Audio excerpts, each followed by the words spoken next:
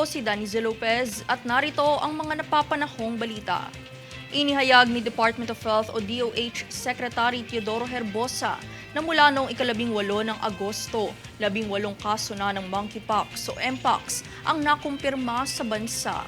5 sa mga kaso ang nakarecover na at ang lahat ng kaso ay wala umanong epidemiological link dahil hindi na ilipat ng mga pasyente ang impeksyon sa sinuman.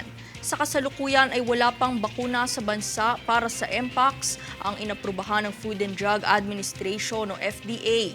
Inaasahan naman ng DOH na makakatanggap ng mpox vaccine sa loob ng ilang buwan.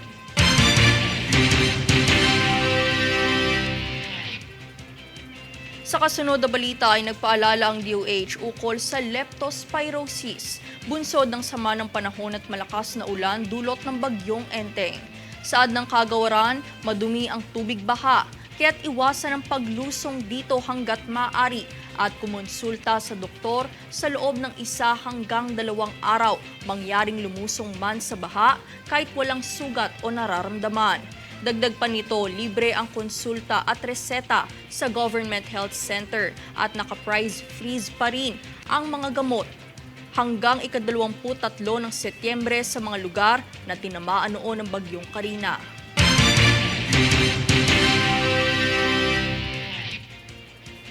Nagbigay paalala naman ang Philippine National Police o PNP patungkol sa Batas Republika bilang 10591 o ang Comprehensive Firearm Ammunition Regulation Act.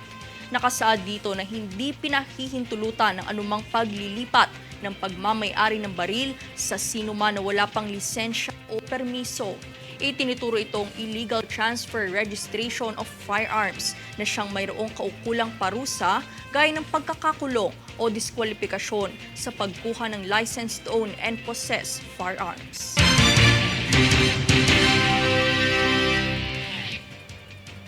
Kami ang boses ng pagbabago. Ako si Danizel Lopez at ito ang News Force. Sa ulo ng mga balita, higit pisong bawas presyo sa produktong petrolyo, asahan simula ngayong araw. Pilipinas nakapagtala na ng 18 kaso ng mpox. Dating presidential spokesperson Harry Roque hindi na mahanap matapos muling ipasight in contempt ng Kamara. PNP kinumpirma ang Angels of Death na miyembro ng KOJC. DOH patuloy na pinag-iingat ang publiko laban sa leptospirosis. Ilang elite athletes panawagan ang malawak na pagsuporta ng gobyerno sa larangan ng palakasan. Patas at pantay na balita, komprehensibong ulat para sa pulso ng masa. Ito ang News Force.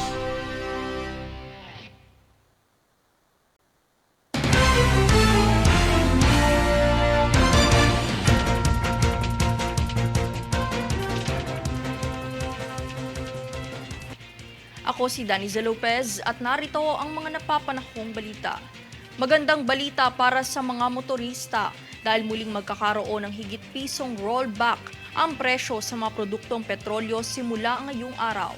Asahan ng pisong bawas sa presyo ng kada litro ng gasolina habang piso at 30 sentimo naman ang kabawasan sa kada litro ng diesel. Samantala, piso at 65 sentimo naman ang tapyas sa halaga ng kada litro ng kerosene.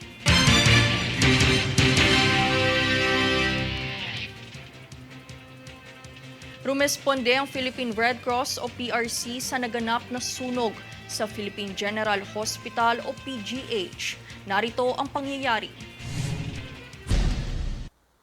Sa nangyaring sunog kahapon ika-16 ng Setyembre sa Philippine General Hospital o PGH ay nagpadala kaagad ang Philippine Red Cross o PRC ng mga fire truck para rumisponde sa insidente. Ang PGH sa Ermita, Maynila ay naideklarang under control bandang alas 7 ng umaga kung saan ayon sa PRC ay pangatlong beses nang nangyari ang insidente ng sunog sa ospital nitong taon.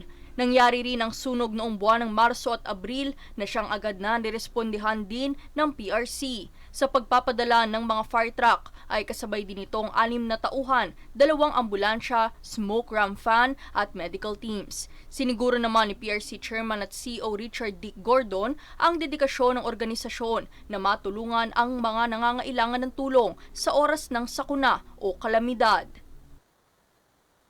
Daniza Lopez, nag-uulat para sa One Media Network.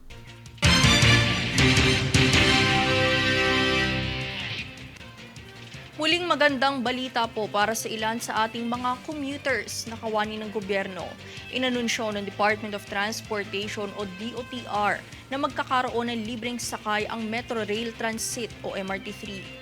Magsisimula ang libreng sakay sa Miyerkules hanggang sa Biyernes bilang pagdiriwang ng anibersaryo ng Philippine Civil Service.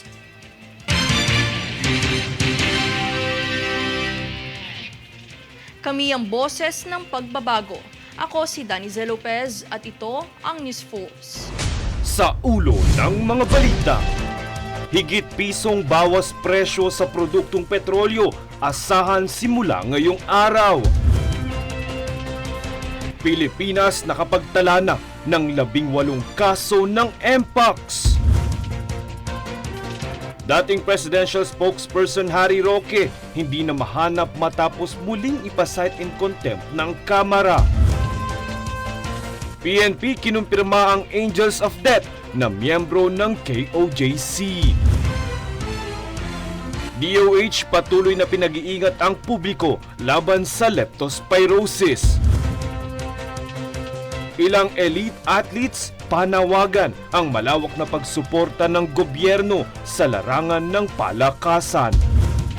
Patas at pantay na balita, komprehensibong ulat para sa pulso ng masa.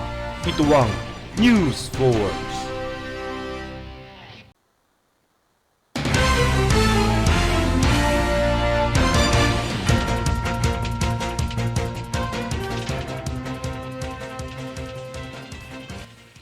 Ako si Daniza Lopez at narito ang mga napapanahong balita. Nasa mahigit kalahating milyong dating mga botante ang nagpa-reactivate ng kanilang voter status para sa susunod na halalan. Nasa 10% lamang ito mula sa bilang na higit 5 milyong na-deactivate na mga botante ng Commission on Elections o COMELEC. Para sa mga nais magparehistro at mag-reactivate, bukas pa ito hanggang sa katapusan ng Setyembre.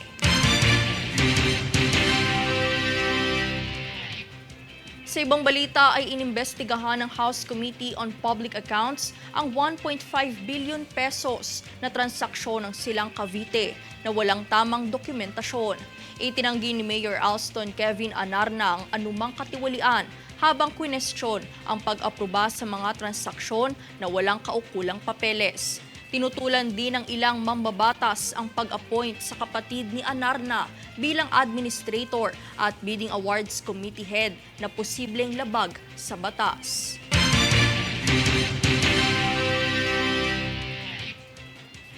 Nitong kamakailan lang ay pinuri ni Armed Forces of the Philippines o AFP Chief of Staff General Romeo Bronner Jr. ang mga tauhan ng 95th Infantry Battalion ng Philippine Army. Ito ay matapos ang matagumpay na operasyon na humantong sa isang engkwentro kamakailan laban sa New People's Army o NPA, na kung saan matatandaang nasawi ang pinuno nito na si Edgar Arbitrario alias Carl, pati na rin ang 2 pang miyembro na sina Cajorli at Canieves. Ginawara ni General Bronner ang mga tauhang sangkot sa matagumpay na operasyon at binigyang diin ang dedikasyon ng AFP na ganap na sumunod sa kampanya nito upang wakasan ang insurhensya.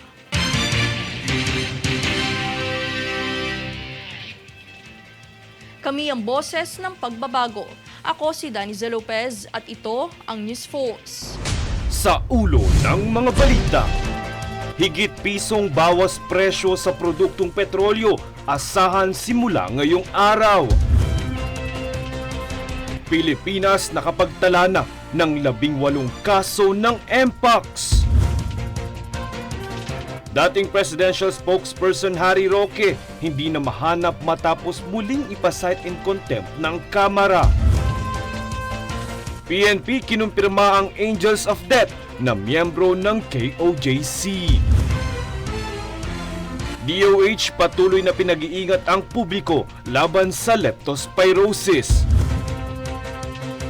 Ilang elite athletes panawagan ang malawak na pagsuporta ng gobyerno sa larangan ng palakasan. Patas at pantay na balita, komprehensibong ulat para sa pulso ng masa. Ito ang News Force.